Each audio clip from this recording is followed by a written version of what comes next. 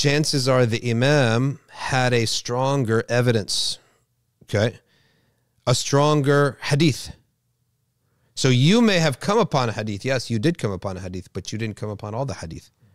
There's stronger hadith out there that you're not aware of. So it's funny that, oh my gosh, the Imam didn't know about the hadith.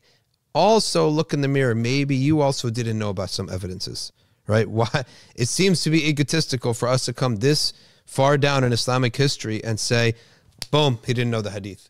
Maybe also you don't know a lot of things about the evidences that they used, okay? So that's one thing. Secondly, it could be a Quranic verse, and certain hadiths and certain scholars differ on whether certain hadiths can provide exceptions to Quranic verses or not. All right, let me give you a simple example. The Malikis and the Hanafis did not hold that a solitary hadith can provide an exception to a Quranic verse. Okay, Quranic verse is mutawatir. Okay, it's more authoritative than one single narration that lacks context and explanation. So what they did, for example, on Jum'ah, when Eid falls on Jum'ah, what's the ruling there? The ruling there for the Hanafis and the Malikis is that you must pray Jum'ah. The Shafi'iyya, and I don't know about the Hanabila, but the Shafi'iyya, Imam al-Shafi'i, he took a different approach than his previous two teachers. He said, no, even if we have one single narration, we will use that as an exception for the Quran. So there is a narration in which the Prophet ﷺ told some people that if Eid is on a Jum'ah, they don't have to come back. Okay, for Jum'ah, pray Dhuhr in their homes. So what did Abu Hanifa and Malik say about that hadith? They say, we didn't see any of the previous generations practicing that. So we don't deny that it happened, but we don't know the context. Was it an exception? Was there a specific thing? Was it abrogated later on? We don't know. So we don't deny that the hadith took place, but we don't have enough information around it, okay, to make a ruling by it. And the companions and the tabi'een and the tabi'een, none of their leaders practiced it. They all prayed Jum'ah on Eid. As a result of that, we accept it as a Sahih hadith, but we can't use it as evidence. We're going to use the action of the companions and the tabi'een as a greater evidence. Now, the actions of the companions, is that not the sunnah? When a whole generation of companions is doing something, is that not the teaching of the Prophet, peace be upon him?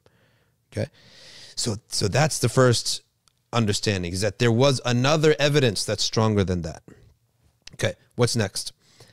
It could have been abrogated. We already alluded to that. It could have been abrogated. So when the companions see, when an Imam sees that there is an isolated hadith, one narration to do X, but we find none of the companions or the second generation doing X, then what do they assume? They assume maybe it was abrogated. Because why is it that the action is different, okay, of the most noble of generations and this narration? So it's not to say that the narration is rejected. It's to say there is not enough information around it, and there is contradictory information to it. In other words, the actions of the next two generations is contradictory to it. So as a result of that, we're just going to suspend it, and we're not going to act upon it. We're going to act upon what's stronger. Okay? I'm going to assume possibly it was abrogated. Another possibility was an exception. So, for example, the raising of the hands, even the clasping of the hands, to take as an example, Malik himself cites the hadith of the clasping of the hands, but his madhab is to put the hands down in the prayer. So we need to know, like, hey, don't drive me crazy here. We're following the Prophet. The hadith is right there. Why are you ruling the opposite? So the answer is that oftentimes a hadith is deemed to be an exception to the rule, not the rule itself. Okay? And what's an example of that? In other narrations, they state that the Sahaba were praying long nawafil, and the Prophet and their hands were getting numb. And so the Prophet ﷺ said, clasp your hands as an exception, as a rukhsa, when you're praying long prayers, to clasp your hands so that your hands don't get numb. The blood is come down to their hands. So it's the idea that a narration is accepted, but it's known to be an exception versus the rule, right? And that's why a madhab ruling may seem to be quite opposite. And Suyuti mentions that Imam Malik has dozens of hadiths that he puts in the Muwatta that he doesn't rule by, because he's basically putting them in the Muwatta, saying, I know these are exceptions. These are not the rule. Okay. Another famous hadith is Al-Bay'ani bil-khiyari ma lam yatafarraqa. Very funny example that a man came to Imam Malik and he said, Malik, when can two people who buy and sell something, make a deal, retract? He says they can. As soon as they make the deal, it's done. Okay.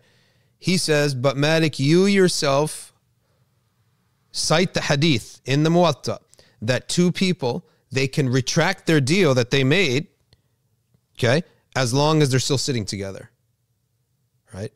He says, I cited that hadith so that an ignorant person like you doesn't come and tell me one day that there is such a hadith. I knew that hadith, okay, but I have a stronger evidence from it. There's a stronger evidence to that, okay?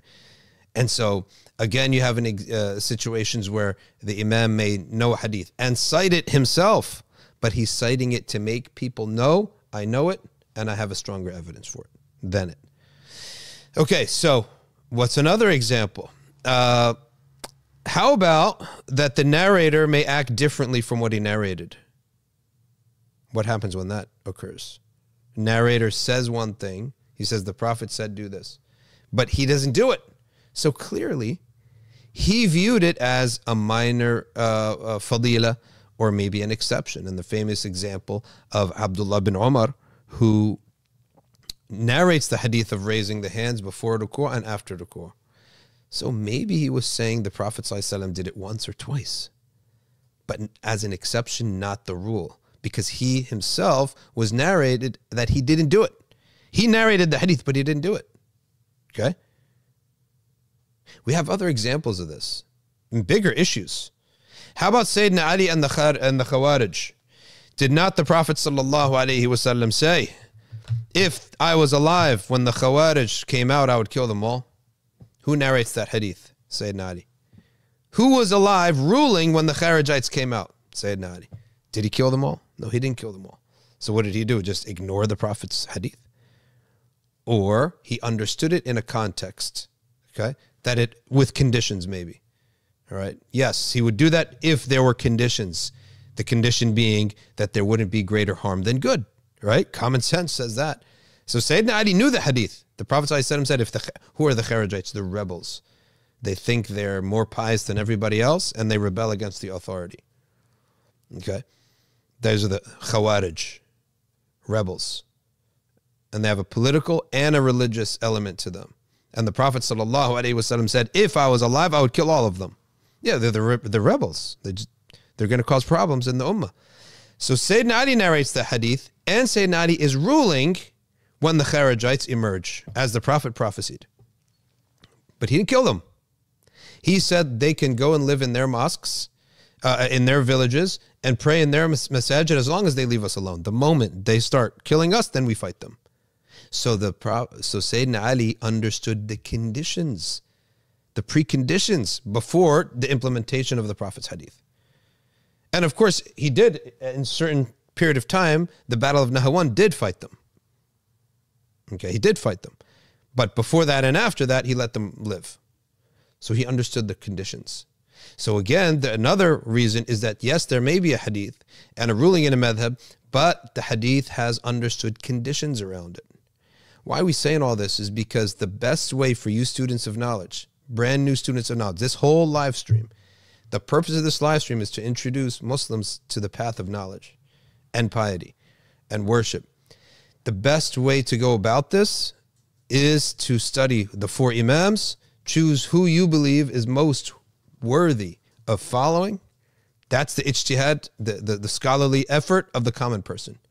And then follow that person, because we don't have time. We don't have the time of day to study every single issue and get to the bottom of every single issue. But we can study the Imams and their methodologies, and then it becomes a function after that. So this is the Imam and the methodology that I believe is most worthy of following.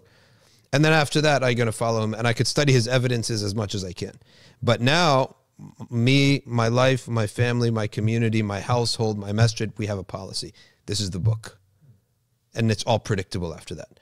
And trust me, when you go to communities who adopt a non-madhab methodology, by the way, that is a methodology, you don't see learned people. You see confused people. You see people ping-ponging of opinions all over the place.